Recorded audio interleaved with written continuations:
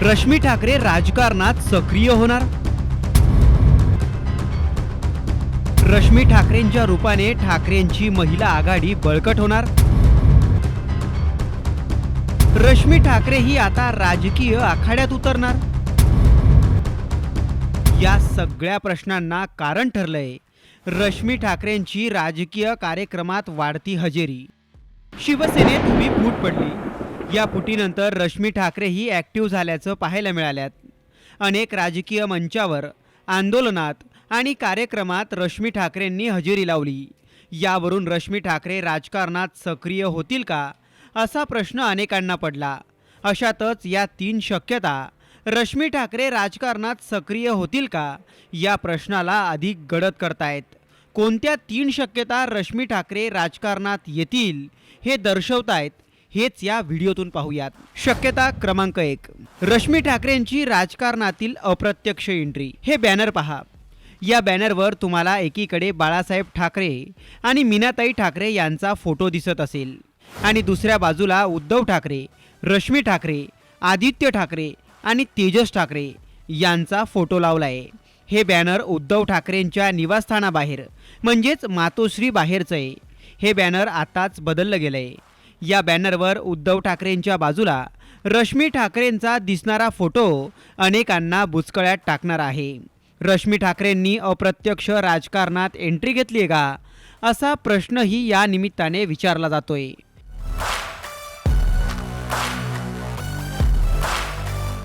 शक्यता क्रमांक 2, रश्मी ठाकरेंचा राजकारणातला सक्रिय सहभाग. गेल्या 2 वर्षांपासून रश्मी ठाकरे यांची राजकीय मंचावर हजेरी वाढली आहे. उद्धव ठाकरेंची सावली बनून रश्मी ठाकरेंनी त्यांची खंबीरपणे साथ दिली आहे. शिवसेनेत उभी फूट पडली तेव्हापासून रश्मी ठाकरे ही ॲक्टिव्ह झाल्याचं पाहायला मिळालं. रश्मी ठाकरेंनी कुठे कुठे हजेरी लावली? उद्धव ठाकरे यांची जनसंवाद यात्रा सुरू आहे. याच यात्रेत ठाकरेंनी रत्नागिरी आणि सिंधुदुर्ग जिल्ह्याचा दौरा केला. यावेळीही रश्मी ठाकरे उद्धव ठाकरेंच्या सोबत पाहायला मिळाल्या. आदित्य ठाकरे, संजय राऊत हे उपस्थित नसतानाही रश्मी ठाकरेंनी या यात्रेला आवर्जून उपस्थिती दर्शवली. ठाकरेंच्या खांद्याला खांदा लावून रश्मी ठाकरेंनी 2 दिवस तळ कोकणाचा दौरा केला. या दौऱ्यातच रश्मी ठाकरे मंचावरही बसलेला पाहायला मिळाल्यात. विधानसभा अध्यक्ष राहुल नार्वेकर यांनी आमदार अपात्रतेचा निकाल दिला. या निर्णयाची चिरफाड करायला ठाकरे गटाने महापत्रकार परिषदेचं आयोजन केलं होतं. याच पत्रकार परिषदेतही रश्मी ठाकरे उपस्थित होत्या. ठाकरे गटाचा नाशिक येथे राज्यव्यापी पदाधिकारी मेळावा पार पडला. या मेळाव्यातही रश्मी ठाकरे उपस्थित होत्या. ठाकरे गटाच्या महिला आघाडीतर्फे कल्याणमध्ये श्रवणसरी कार्यक्रमाचं आयोजन करण्यात आलं होतं.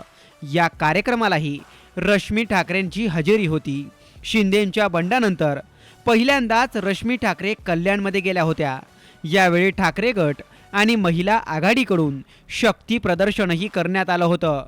पक्षात बंडखोरी झाल्यानंतर 18 ऑक्टोबर 2023 रोजी रश्मी ठाकरेंनी ठाण्यात जाऊन टेंबी नाक्याच्या देवीचं दर्शनही घेतलं होतं.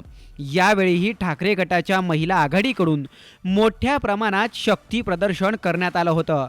एप्रिल 2023 मध्ये जेव्हा शिंदे गटाने ठाकरे गटाच्या पदाधिकारी रोशनी शिंदे यांना मारहाण केली होती तेव्हा ही रश्मी ठाकरे उद्धव ठाकरेंसोबत रुग्णालयात त्यांना भेट द्यायला गेल्या होत्या.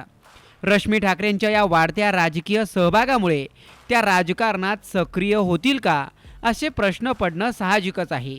शक्यता क्रमांक 3, रश्मी ठाकरे राजकारणात सक्रिय सहभाग घेणार नाहीत. कारण काय? रश्मी ठाकरे राजकारणात सक्रिय सहभागी होणार नाहीत याचं कारण आहे रश्मी ठाकरेंचं मौन. रश्मी ठाकरे या जरी राजकीय मंचावर हजेरी लावत असल्या तरी त्यांनी कधी कुठे भाषण केल्याचं दिसलं नाही. माध्यमांना त्यांनी प्रतिक्रियाही दिली नाही. अनेकदा त्यांच्यावरही राजकीय वर्तुळातून आरोप झालेत. पण या आरोपांनाही रश्मी ठाकरेंनी कधीच प्रत्युत्तर दिल्याचं पाहायला मिळत नाही. थोडक्यात रश्मी ठाकरे जरी राजकीय मंचांवर, दौऱ्यांवर आणि आंदोलनात दिसत असल्या तरीही रश्मी ठाकरेंनी राजकीय परिस्थितीवर भाष्य केल्याचं दिसत नाही.